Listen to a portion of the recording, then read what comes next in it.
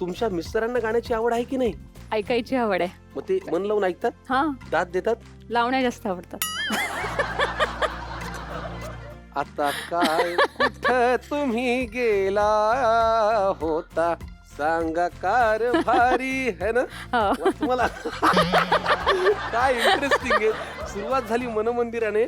नवऱ्याला काय आवडतं तर म्हणे लावण्या जास्त आवडतात. पण मग तुम्ही गायलेल्या का इतर लावण्या? नाही, लग्नाच्या आधी सुरेखा पुणेकरांचे ते लावण्या ऐकायचे किंवा हं. त्यांनी ते कार्यक्रम पण अटेंड केलेले आहेत. मग नवऱ्याच्या आवडीसाठी म्हणून कधी लावणी गाता तुम्ही?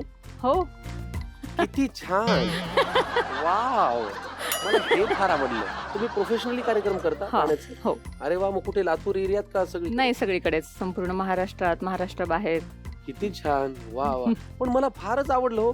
तुम्ही संसार सांभाळून नवऱ्याची लावणीची आवड जपून मुलाचं संगोपन गाणं, कधी कधी ओढाताण होत नाही? नाही, म्हणजे बऱ्याचदा मला म्हणजे माझं एक पर्सनल असं मत आहे, एक लोकांचा असा एक गैरसमज असतो की ही इतकी फिरते, गाते, महिला काही काम जमत नसेल किंवा घरात काही करतात की नाही, फक्त मजा करत फिरतात, असा एक गैरसमज असतो.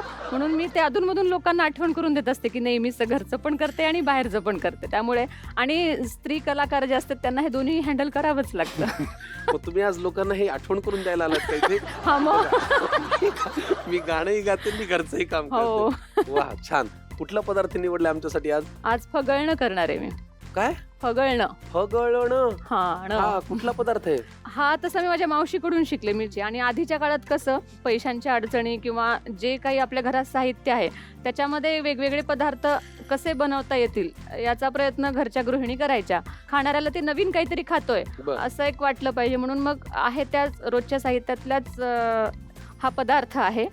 त्याचं नाव फगळणं. आसावरीजी बोधनकर फ्रॉम लातूर, एवढ्या छान गाण्यानंतर आता आपल्याला पदार्थ करायचं. याचं नाव मला सारखं सांगत राहा बरं.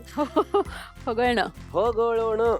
साहित्य काय फगळण्यासाठी? फगळण्यासाठी लागणारं साहित्य आहे गव्हाचं पीठ, डाळीचं पीठ, अद्रक लसूण याची पेस्ट, ओवा, जिरं, लाल तिखट, मसाला, कोथिंबीर आणि मीठ. झालं? हा, आणि हे सगळं मिश्रण करण्यासाठी पाणी. हो, ते तर आम्ही तुम्हाला देऊच.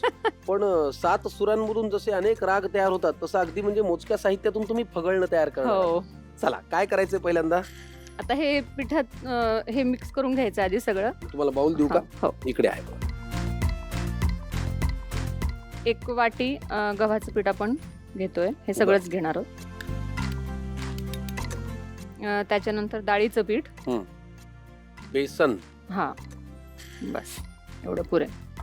हे आपल्याला वाटून घेता येईल का? ओवा आणि जिरं बारीक करून बारीक घ्यायचं करून घ्यायचं. आहे ना आमच्याकडे, खलबत्ता आहे. असं ठेव. ह्याचं काय काय? Yes, मग पहिले आधी आपण हेच वाटण करून ह्याच्यात टाकू आणि नंतर बाकीचं मिक्स करते. बरं, ठीक आहे. काय? जिरं आणि ओवा. हा,